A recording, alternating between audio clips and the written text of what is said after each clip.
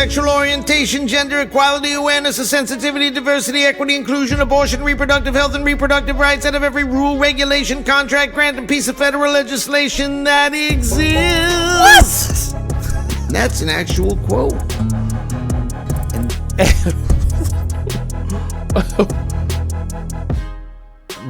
Really?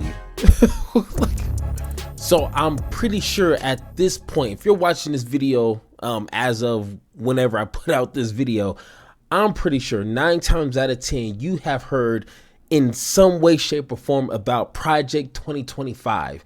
And you know, I'm not gonna sit here and pretend like I've read every page because I don't got time for that. But I've watched other people who have read at least all of it, or at least a good chunk of it, to kind of explain to me kind of what's involved in there and kind of how that would affect my everyday life. And let me tell you, it's scary. And I'm not the kind of person to say I'm scared or it's just, you know, I feel like some imminent like threats, you know what I'm saying? But how some of the things is laid out in that book, and it's a long book, it's a thick book, you know what I'm saying? It's like one of those science books that you used to have in middle school, like this thick, and I'm pretty sure the cover is like one of those thick ass covers, you know what I'm saying? It's just too much to just consume and read and try to retain, and then like it's a lot, and sometimes it feels like they probably did that on purpose. You know, if it was just a few pages, everybody would be going through it. And if you believe Trump has any information or has been involved in that in any way, shape, or form, which me honestly, I don't think he's fully aware of Project 2025 or what's really entailed in that book, but I think it's because he's an idiot and he wouldn't read that even if it was like a handbook on how to win the election. Like he wouldn't even bother reading it. But what's scary is the people who wrote it and the people who are in positions of power to actually implement that. That's what I'm worried about. But the best way to try to make this catchy, you know what I'm saying? Like the best way to make people try to understand what's in that book, how it involves you, and how that can just change American culture, like American freedom, democracy, like literally democracy. The best way to kind of get that spread out is through a song, weirdly enough. So I don't know how I found this song. It was like just on my YouTube homepage, and I clicked on it. Normally I wouldn't click on it because I would rather watch things that I'm more familiar with people that I'm subscribed to, but I clicked on it and I'm glad I did. So we're going to watch this together, and we're going to have some fun. All right, let's get into it. You mean the Constitution? Nope. The Declaration of Independence? Yes, again. The Federalist Papers? The Federalist, what? No, even more important than whatever you just said. Now sit right here and I'll tell you all about me. I'm just a little paper for the ages, a way to set the government straight. A short 887 pages on how to make America great again by forcing through the president's agenda, removing all of those who disagree, replacing with our loyal party members, and reclaim our great country. In sum, give power to the president to authorize the government to legislate morality and wrestle back normality from Marxist ideologies that infiltrate our policies like gender, race, or anything woke. We're gonna abolish the Department of Education, turn the swearing in into a coronation. America's great salvation will arrive with Project 2025. Coronation? You mean like a king? No, it's called the unitary executive theory. Gives the next president unchecked power to do whatever they want. So, a king? Oh, let's not get hung up on semantics. Here's how it's gonna work. Okay, that's verse number 1. Okay, I need to pause it. That was a lot of information. And oddly enough, that's exactly the words used in that book. Like, he's not making a joke, even though the Republican Party is a joke themselves. Like that's in the book, you know, and it only gets more catchy, but more dark at the same time. So it's weird how you can laugh at it, but like this is what these people are really trying to implement. And even hearing regular conversations like trying to give the president unchecked power like a king, right? Oh, let's not get caught up in like words, right? Like we're not gonna call it a king, you know what I'm saying? We're gonna call it like blah blah blah. Like that's literally like their arguments and their talking points. Like let's continue. Once that we've started the transition and no one's left to tell us to wait, we'll go through every policy position, get rid of all the language that we hate, like civil rights, diversity, and unions, and pronouns to mention but a few, defunding any liberal institutions that dare question what we do. I'm pretty sure the Supreme Court. Oh, the Supreme Court. That's a good one. Now, where was I? Abortion will be pretty much illegal, and reproductive rights will be gone. We'll get back to the biblical ideal that a family means a daddy and a mom with kids. Repeal the crazy climate regulations that get in the economy's way, with everyone reporting to their stations on Inauguration Day. When we give power to the president to authorize the government to legislate morality, expelling abnormality like godless ideologies, protecting inequalities like gender, race, and anything woke. We're gonna abolish the Department of Education, convert the melting pot into a Christian nation. The stage is set, Hey. we'll be going live in 2025. I can't seriously say.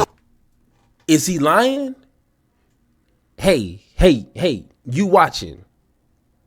Is he lying? What's the number one thing Republicans would love to do rather than making the United States a Christian nation? And I mean, I would consider myself a Christian. You know what I'm saying? I think I wouldn't purposely call myself a Christian, but just for the sake of this conversation, I am a Christian. But I would never, ever, ever would want to make this country a Christian nation, because we got a lot of crazy folks out there. Oh my God. And they want to use the label Christian, and they have so many just scary, weird ideas they would want to implement here in America. So no. Not a good idea. I will pass. All that? Wanna bet? Come on, let's crack me open. Page 124. Make more nuclear weapons. Page 257. End the war on fossil fuels. Page 214. No more gun violence protection. Page 298. Or feeding hungry kids at our schools. Turn to page 5. Ban offensive books from the classroom. 563. Make it hard to register to vote. Page 449. Dismantle Medicare. 534. Kill off the grizzly Page bear. 4. Delete the term sexual orientation, gender equality, awareness of sensitivity, diversity, equity, inclusion, abortion, reproductive health, and reproductive rights out of every rule, regulation, contract, grant, and piece of federal legislation that exists. What? That's an actual quote. And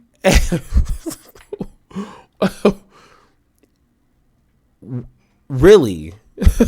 Like,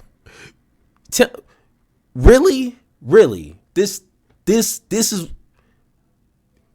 that's a real thing? Oh man. It's why? I mean, I know why, but why are so many people stuck on stupid? Like ignorance is bliss, especially for a Trump voter. Like, not a Republican, because I know there's a difference between Republicans, conservatives, and Trump voters. It's like different, like, fractions in that party. But Trump supporters either don't care about this, they agree with this, or they have no idea. And they probably don't even want to know. This is weird. Not hey, I can say some other words that might get me in trouble on YouTube, but this is weird.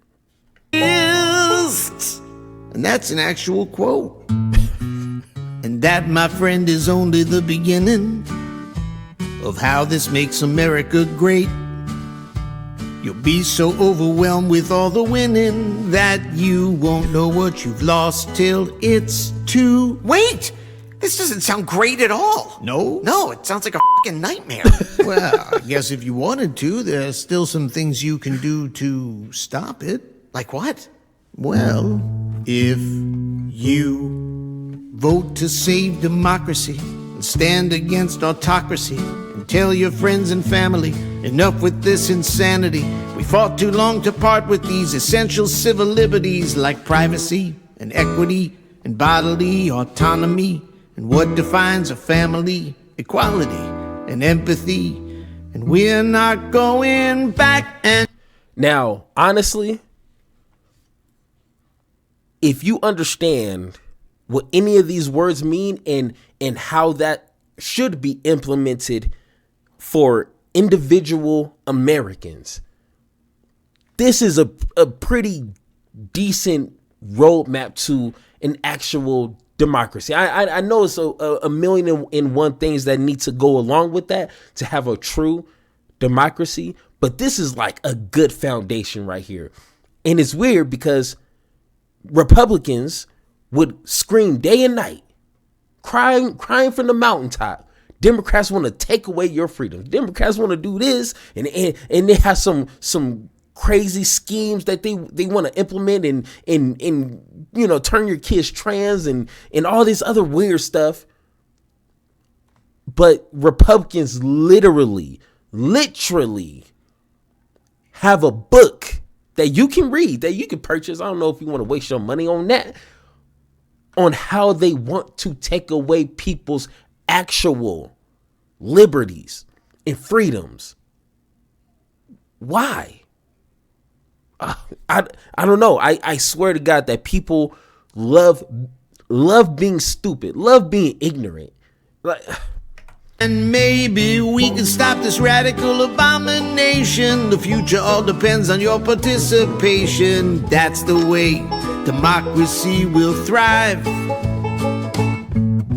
America was made for you and me, so let's defend our freedom and our dignity. Now raise your voice and let's keep hope alive in 2025. Come on, guys. Now vote. Now vote. Boom, there you go. Tell me why. Like NSYNC said, I think it's NSYNC, or is it Backstreet Boys? I don't know. Tell me why. Okay? Why are so many people worried about the Democratic Party? And trust me, I know, I get it. I can't stand them fools either. I would rather have 4 or 5 other people than a Kamala Harris or a Joe Biden. Trust me, Kamala Harris is not my first choice, or second or third. But honestly, and when I say this, I'm not just saying this in some abstract understanding or abstract opinion. I would rather have a Kamala Harris, either she's Indian, black, or anything in between. I don't care. I would rather have a Kamala Harris than Trump and his Project 2025. Without a shadow of a doubt. I don't want to take my chances on voting for Trump, or really, honestly, anyone that's that insane, knowing that these fools is trying to implement something as crazy as Project 2025. It's weird. Until you show me something that the Democrats are trying to implement and it's literally taking away people's rights, then we can have a conversation. But until then, it's day and night. Like I understand the whole, choose between evil and evil, like, and the Republican Party is essentially just as bad as the Democratic Party. I understand that argument, but in the state that we are in now, this is the Democratic Party and this is the Republican. I wish my camera could, but it's down here, about right here. And this is the Republican Party. It's not even close right now. Maybe they'll get their act together in the future, But I don't think so. Honestly, don't think so. Because it's more profitable to fearmonger and to keep people ignorant on the things that actually matter, policies that actually affect the everyday citizen. It's easier to keep people ignorant and fearing them to the polls. It's easier to do that because with actual substantive conversation and actual substantive policies, one, that means the 1% is not going to continue to be the 1%, and you actually have to know what you're talking about when talking about healthcare and how to actually make that extremely affordable or free. How to bridge the gap between the 1% wages or earnings and the rest of the population. Like, it actually takes some thought, which is too much for them. So, but once again, if you think I'm wrong, if you think the Republican Party is the only party that can save America, and the Democrats are like really the more evil one, and like they got a plan so secretive that nobody can articulate in any way, shape, or form, but like they're really evil though, like so evil, like you wouldn't believe it evil, then let me know in the comments. And like always, let's have that conversation.